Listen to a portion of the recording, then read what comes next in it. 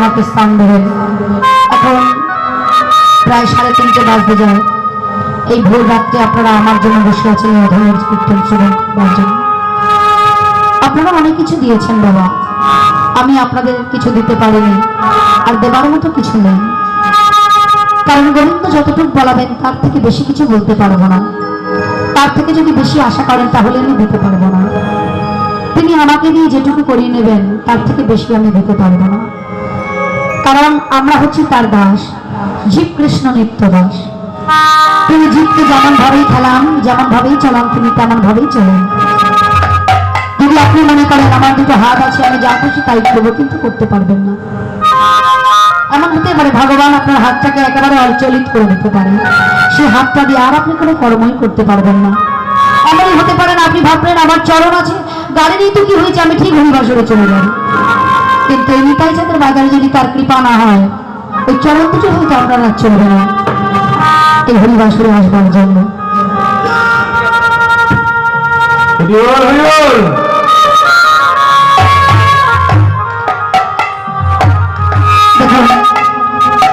সর্বশাস্ত্রে বলেছে যে আমাকে চায় আমিও তাকে চাই, কিন্তু যে আমাকে না চায় আমি তাকে না চাই। যে তাকে চায় ভগবান তাকে চায়, কিন্তু যে তাকে চায় না ভগবান তাকে চায় না, তাকে নাচিয়ে ছেড়ে দেয়। কেমন নাচিয়ে ছেড়ে দেয়? আপনি ভাবছেন আমি স্ত্রী পুত্র পরিবারকে নিয়ে ভালো থাকবো, তাই না? কিন্তু দেখুন সেই সংসারের মধ্যে এমন একটা অঘটন আপনাকে ঘটিয়ে দেবেন, আপনি সেই শান্তি আর পাবেন না। কিন্তু ভগবান বলছে দেখুন, তুই যদি আমার চরণের দাস হয়ে থাকে, আমি কিন্তু তার দাসের অভিবাস হয়ে যাই। ভক্ত যদি আমার কাছে কিছু চায়, আমি না দিয়ে থাকতে পারি না।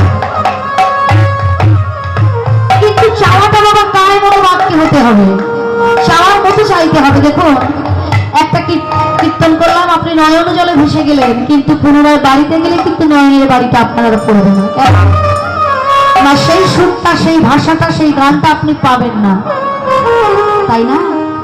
হরিবাসরে রইলাম, একটা সুরে কীর্তন করলাম, আপনি নয়ন জলে ভেসে গেলেন, কিন্তু বাবা এমন জিনিস আপনাকে শ্রবণ করতে হবে যেটা হৃদয়ের মধ্যে আপনাকে গেঁথে নিতে হবে, যেটা আপনি বাড়িতে গেলে আপনাকে সাড়া দেবে যে একজন আছে তার জন্য আপনি কাঁদবেন, তার কথা চিন্তা করে। সেই কথাগুলো আমাদেরকে জানতে হবে, তাই না? সেই ভাষাগুলো আমাদেরকে শ্রবণ করতে হবে, আমাদেরকে জানতে হবে। এই পৃথিবীতে আমরা জন্ম নিয়েছি, দেখুন স্বার্থ ছাড়া কেউ আমরা চলি না। পৃথিবীটা স্বার্থময় জগৎ। আমরা দেখুন স্ত্রীকে ভালোবাসি কেন? স্ত্রী আমাদের যত্ন নেবে বলে আমাদের স্বামীরা আমাদেরকে ভালোবাসে। তিনি জানেন যে আমি যদি আমার স্ত্রীকে ভালোবাসি, সে আমাকে যত্ন নেবে। আমরা স্বামীকে কেন সেবা শুশ্রূষা করি, ভালোবাসি? আমাদেরও তার পিছনে স্বার্থ আছে। কেন না? স্বামী আমাকে ভালোবাসবে, সমস্ত কিছু আমার বহন করবে। পুত্রকে কেন ভালোবাসি? তাকে বড় করে তুললে বৃদ্ধ বয়সে সে আমাকে দেখবে। আজ আমি যেমন তার মাতা পিতা হয়েছে, একদিন সে আমার পুত্র যদি হয়, সে আমার পিতা হবে। তাহলে আমার প্রত্যেক জন দেখবেন প্রত্যেকের উপর নির্ভরশীল আমরা। কি বাবা ভুল বললাম? আমরা কিন্তু কারোর কাছে না কারোর কাছে কিছু চাওয়া পাওয়ার আশাতে থাকি। তবুও আজকে আমাদের জানতে হবে, এই গভীর নিশীতে আমরা যখন শ্মশান ভূমিতে পড়ে আছি, আমি প্রথমে বলেছি, এখনো বলেছি, সুখ হচ্ছে স্বপনে, শান্তি হচ্ছে শ্মশানে। আমাদের জানতে হবে যে সুখটা আমরা স্বপনে দর্শন করি, সেই শান্তিকে আমরা শ্মশান ভূমিতে কেন পাই?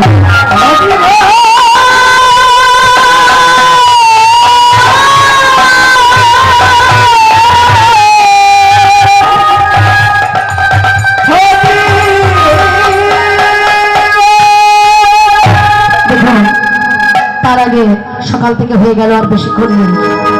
যে ভূমিটাতে এত আনন্দ হয়ে গেল দুদিন ভোর, আর ঘন্টা 3 বাদেই ভূমিটা ফিরে যাবে। সবার যে যার আলায় ফিরে যেতে হবে, তাই না বলুন? দেখুন বাড়িতে তো পাথর বসানো, বাড়িতে অনেকেই থাকেন, টালি বসানো, পাথর বসানো, 2 তলা 3 তলা বাড়ি বিল্ডিং বেড়ে।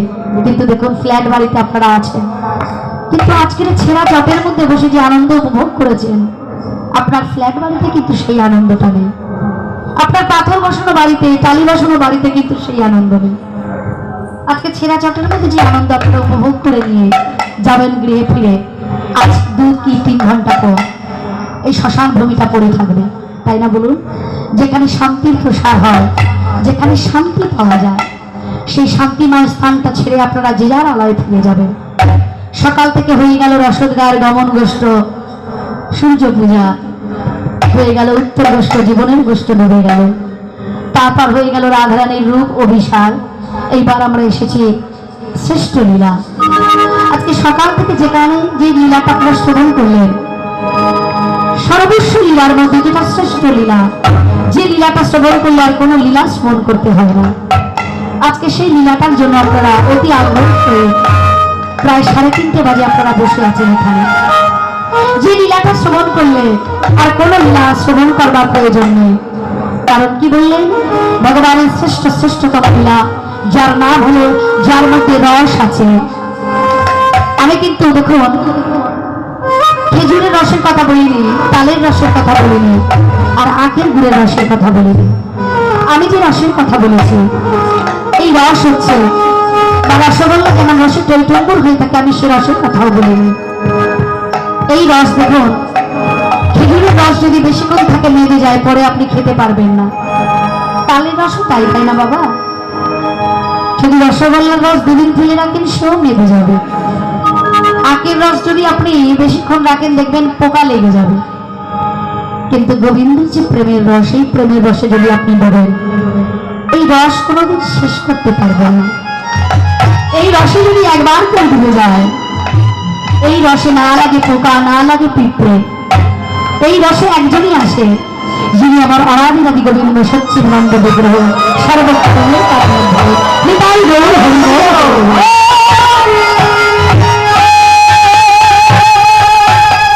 তাই আজ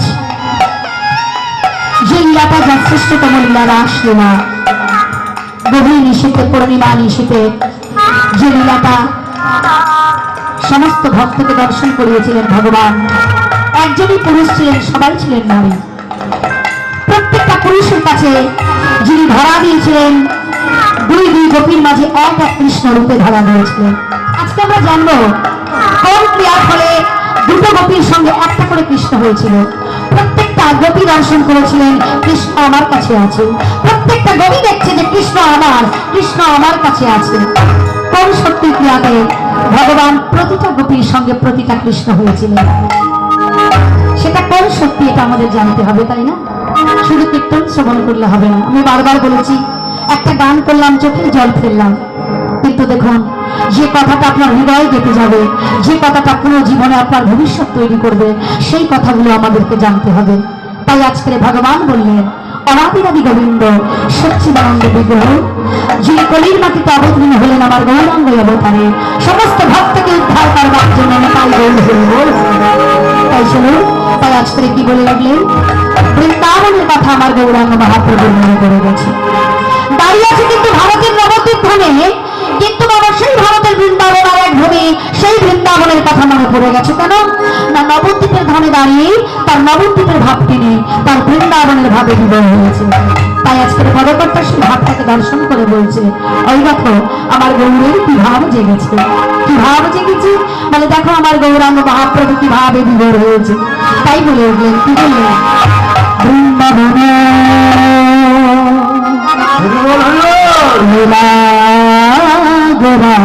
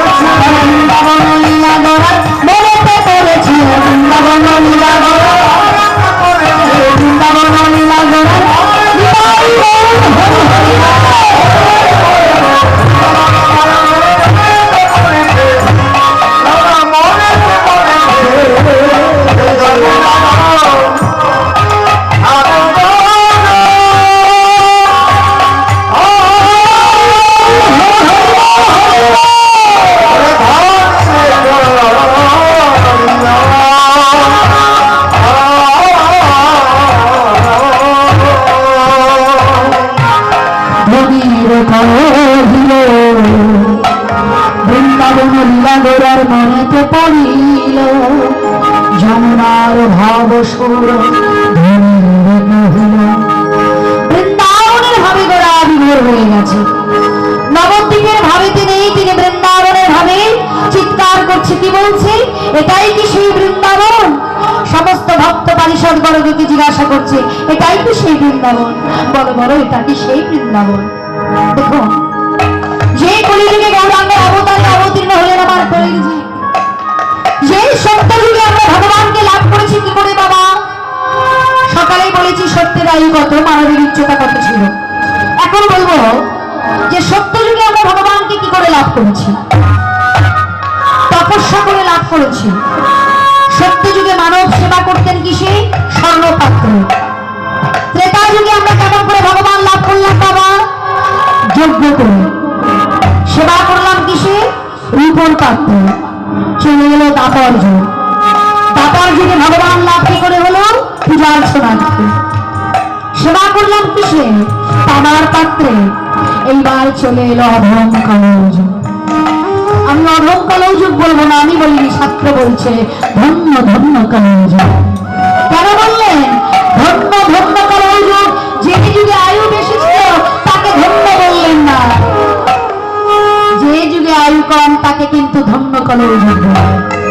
তাহলে কলযুগে আমরা কেমন করে ভগবানকে পেলাম?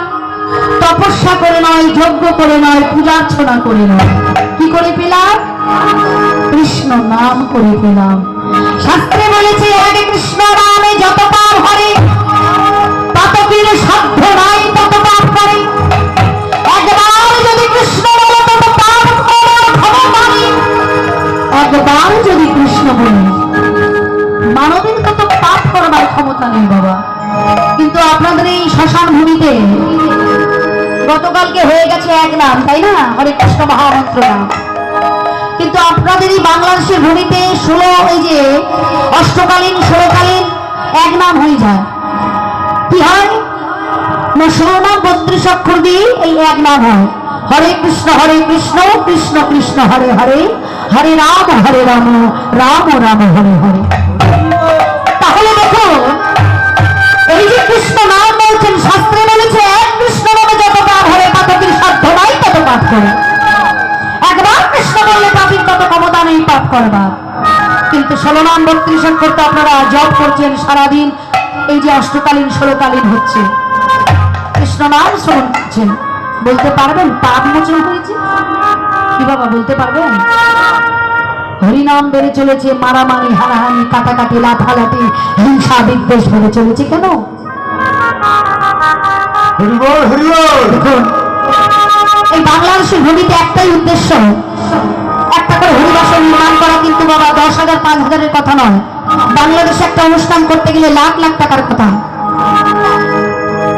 তাহলে দেখুন, এই যে কৃষ্ণ নাম আপনারা করছেন, নামের ফলাফল হচ্ছে না কেন? কিন্তু প্রত্যেকটা কমিটি বাবাদের একটাই উদ্দেশ্য, কেন জানেন? এই হরিনাম যজ্ঞ করেন কেন? কারণ সনাতন ধর্মটাকে ধারণ করবার জন্য, যে সনাতন ধর্মটা ছিল, যে সনাতন ধর্ম আছে, যে সনাতন চিরকাল থাকবে, এটাই হল হরি বল, এটাই হলো সনাতন ধর্ম। একটাই উদ্দেশ্য, যে সনাতন মানুষের সম্মেলন বাড়ুক, ভক্ত সম্মেলন হোক। একটাই উদ্দেশ্যের জন্যই কিন্তু এই হরিনাম যজ্ঞ করা হয় বাবা, যাতে সনাতন ধর্মটাকে আপনারা ধারণ করতে পারেন। সেই সনাতন ধর্ম থেকে আমরা চ্যুত হয়ে যাই কেন? যে সনাতন ধর্মটা বলে কেউ জানতেন না যে পৃথিবীতে একটা ধর্ম আছে যার নাম হলো সনাতন ধর্ম। কেউ জানতেন না বাবা সনাতন ধর্ম বলে একটা ধর্ম আছে। এই ধর্মটাকে দেখিয়েছিলেন কে জানেন?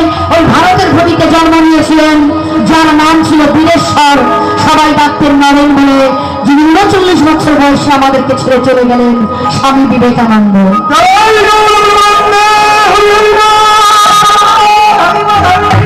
এই স্বামী বিবেকানন্দ তিনি গিয়েছিলেন কোথায়? আমাদের এই ভারতে এক দেশে, আমেরিকার শিকাগো শহরে। সনাতন ধর্ম বলে কেউ জানতেন না বাবা, অতি লজ্জার কথা।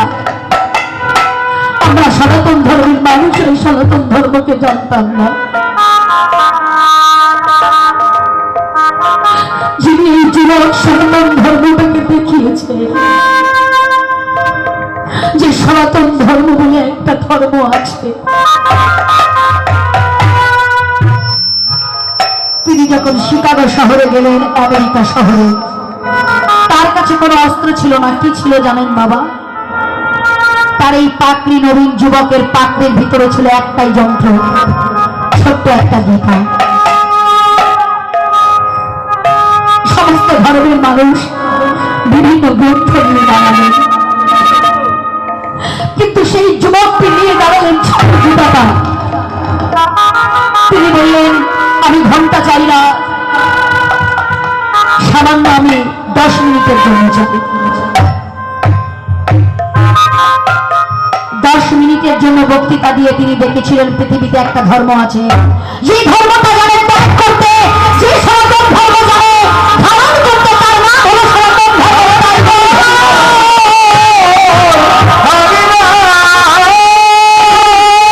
যে সনাতন ধর্মের জন্য এই শ্মশান ভূমিতে আমার বাবা সভাপতি মহাশয় সমস্ত, দেখুন এই শ্মশান ভূমিতে কীর্তন হলে কি কত সহযোগিতা করে আমি বলতে পারবো না। এই যে হরিবাসরটা চালাচ্ছে, বিভিন্ন কীর্তনিয়াদের নিয়ে এসেছে, তাদের থাকবারও জায়গা দিতে পারে না, 2 কিলোমিটার দূর দিয়েছে আমার জায়গা। কিন্তু সভাপতি মহাশয় কি চেয়েছিলেন 2 কিলোমিটার দূর যাক? না, এটা শ্মশান ভূমির কীর্তন বলে কেউ আগিয়ে এলেন না। কিন্তু দেখুন একটাই মানুষ আছে, তার পিছনে আরো সহযোগিতা আছে, যারা এই শ্মশান ভূমিতে, সুন্দর ভূমিটা, শান্ত ভূমিতে কীর্তন করবার জন্য তাকে সহযোগিতা করেছে। ওই বৃদ্ধ মানুষটি দেখুন এখনো পর্যন্ত জাগরিত হয়ে বসে আছে বাবা। কিসের জন্য? শুধু নিজের জন্য না, তিনি কেন দিয়েছে যে সনাতন ধর্মটা বেঁচে থাকুক, আমার যারা নবীন জেনারেশন ছোট ছোট ভাই বোনেরা, ওনার যারা স্নেহ বা যারা পুত্রতুল্য, তারা সনাতন ধর্মটার জন্য আগে আসে, তাদের ভক্তি সঞ্চার হোক, তারা ত্যাগ শুরু, তাদের জীবনে বৈরাগ্য আসুন, তারা যেন পরম্পরা আনন্দ হরিনাম যজ্ঞ করতে পারে।